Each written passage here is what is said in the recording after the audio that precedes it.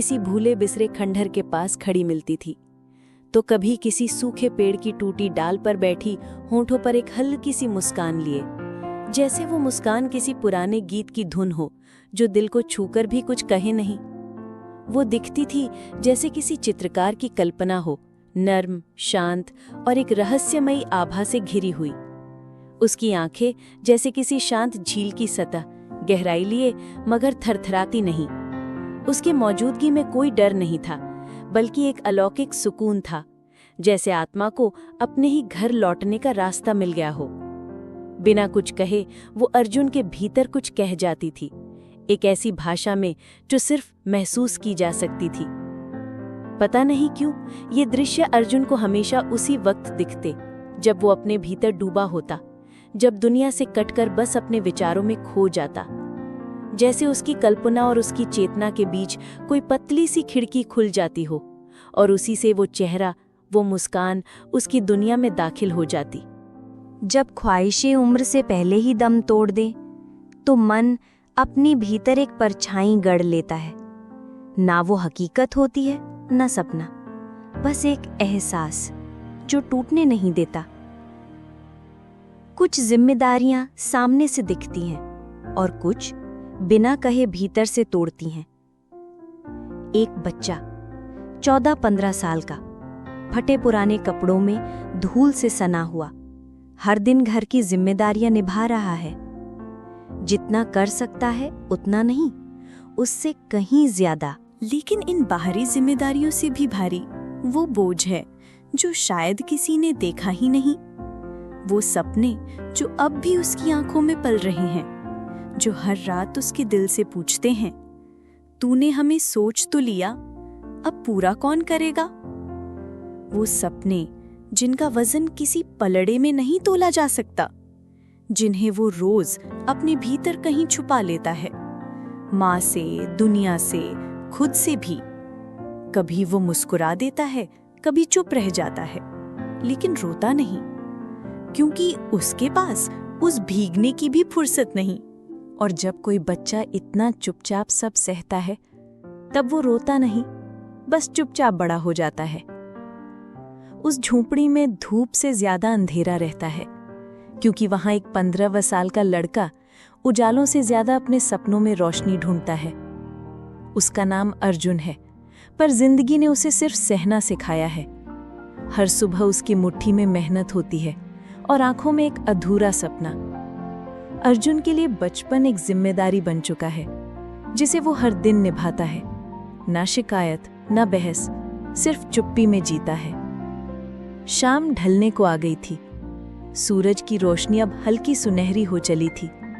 अर्जुन रोज की तरह बकरियों को ले जाकर उसी टीले पर आ बैठा जहां से वो अक्सर खुद को देखता था, दूर कहीं भीतर। और अगर अर्जुन की जिंदगी के हिसाब से कहा जाए तो दिन की थकावट अब आसमान पर उतरने लगी थी।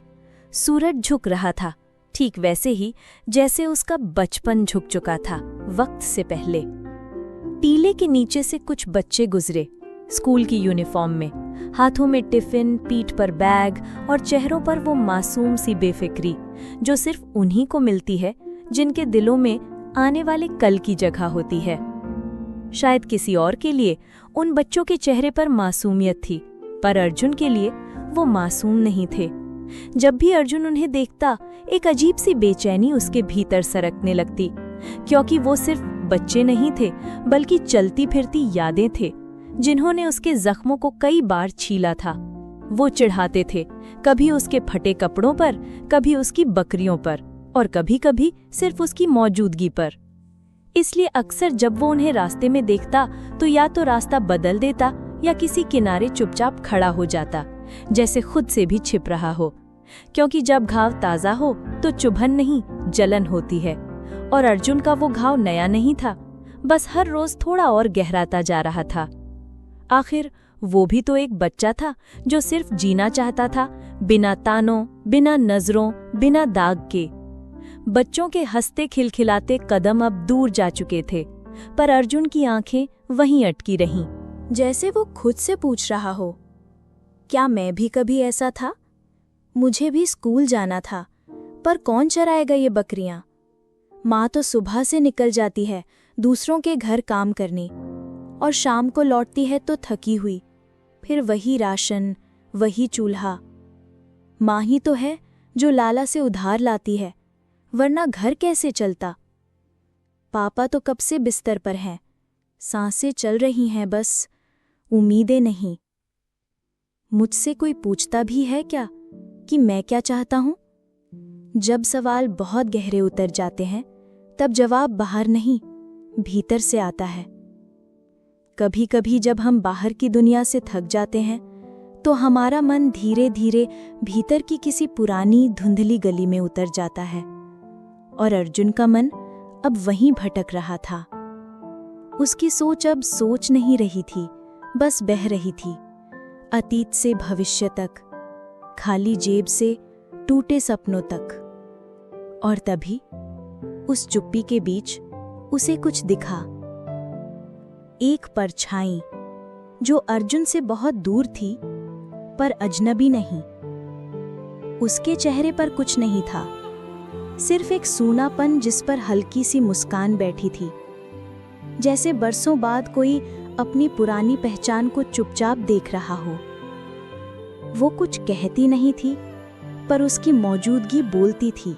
हर चीज जैसे थम सी गई थी, वक्त ठहर गया था, न सांसों की रफ्तार, न दिल की हलचल, बस वो पल था जो अर्जुन कभी भूल नहीं सकता था।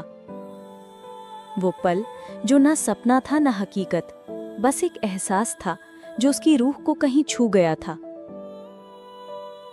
लेकिन वो सब बस कुछ पलों का ही मेहमान था। धीरे धीरे वो लाल धुंध भी पतली पड़ने लगी और अर्जुन की आंखों के सामने फिर से वही जाना पहचाना जंगल था। बकरियां दूर जा रही थी, सूरज अब ढलने लगा था।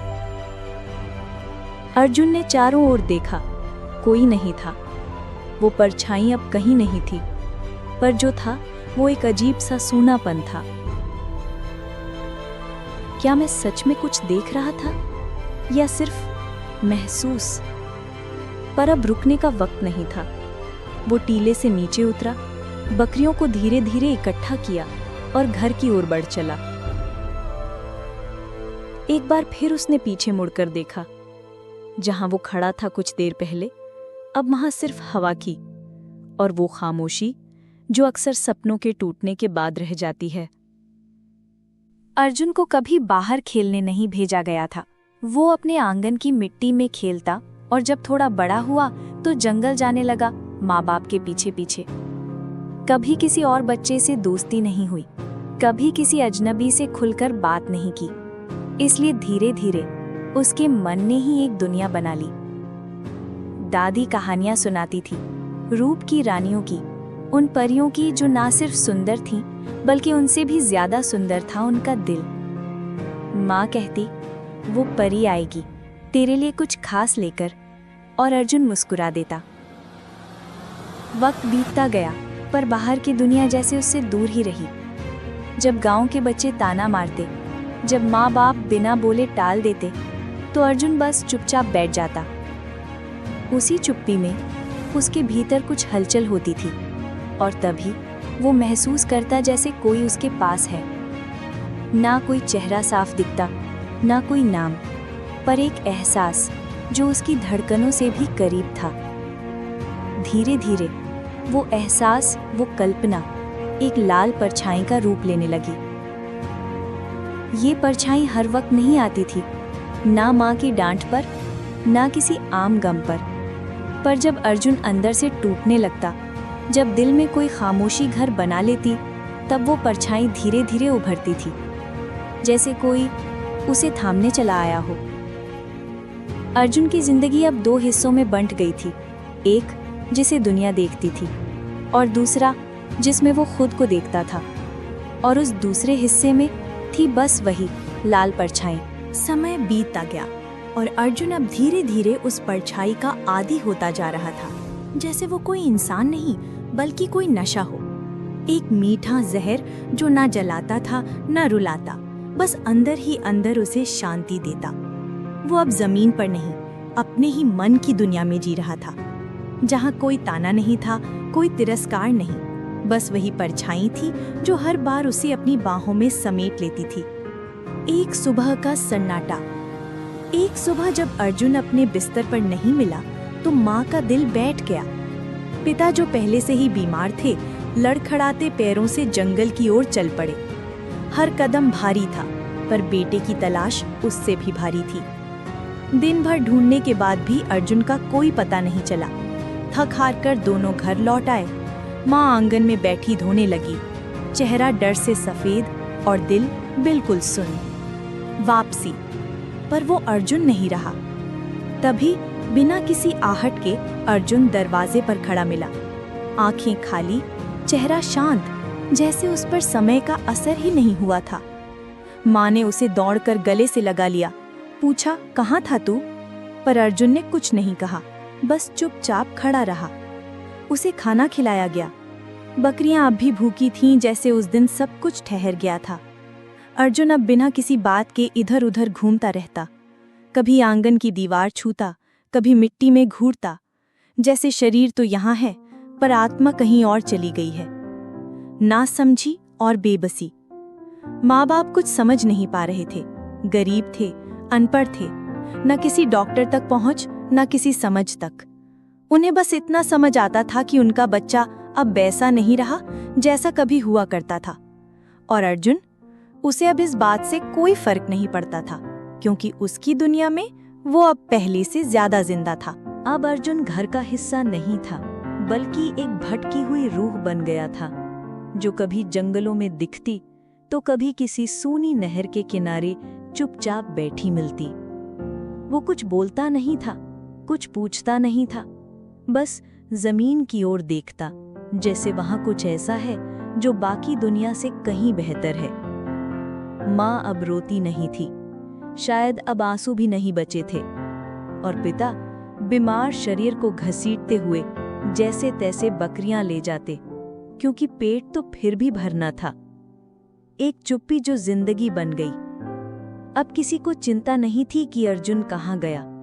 कभी कभी वो दिख जाता, धूल से सने कपड़े, बिखरे बाल और खोई हुई आंखें लेकर, और फिर जैसे आया था वैसे ही कहीं गायब हो जाता। उसके भीतर अब कोई आवाज नहीं थी, सिवाय उस एक लाल परछाई के, जिसने धीरे धीरे उसे पूरी तरह अपनी बाहों में ले लिया था। और माँ बाप, वो अब सिर्फ जी रहे थे, क्योंकि मर जाना इतना आसान नहीं होता। ये कहानी अर्जुन की है, उस अर्जुन की जो कभी सपनों से भरा हुआ था, जिसे परियों ने पाला था, जिन्हें उसकी माँ और दादी ने शब्दों में जिंदा रखा। पर जब वो बाहर की दुनिया से टकराया तो हर सपना टूट गया, और टूटे हुए सपनों का एक टुकड़ा उसके मन में जाकर एक लाल परछाई बन गया। ऐसा अर्जुन सिर्फ एक नहीं है। हर गांव, हर गली, हर शहर में कोई ना कोई बच्चा धीरे धीरे अपनी ही परछाई में खोता जा रहा है। कभी एक कल्पना उसे बचा लेती है, कभी वही कल्पना उसे पूरी तरह खत्म कर देती है। कभी सोचा है आपने कि हम किसी इंसान को दूर से देखकर ही ये तय कर लेते हैं कि उससे कैसे पेश आना है? उसके कपड़े, उसकी भाषा, उसकी चुप्पी, बस यही बन जाती है उसकी पहचान। अर्जुन की भी कोई गलती नहीं थी। उसने भी सपने देखे थे, बस उस उम्र में जिसमें उसे खुलकर हंसना और खेलना चाहिए था।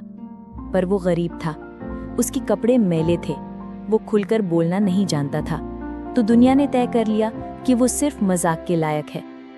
और उसके माँ पिता, वो भी डरे हुए थे कि कहीं उनका बच्चा भी समाज के तानों का शिकार न बन जाए, तो उन्होंने अर्जुन को बचाने के नाम पर दुनिया से छुपा लिया। और धीरे धीरे अर्जुन अपनी ही कल्पना में एक लाल परछाई के साथ गुम होता चला गया। बस अर्जुन ही नहीं, पर क्या आप जानते हैं कि अर्जुन अकेला नहीं था? हर गांव, हर गली, हर स्कूल, हर शहर में कहीं ना कहीं कोई अर्जुन जरूर है, जो रोज हमारी नजरों से, हमारी बातों से, हमारे तानों से थोड़ा थोड़ा करके टूट रहा है। और सबसे डरावनी सच्चाई, फिर वो या तो अर्जुन की तरह एक कल्पना में खो जाता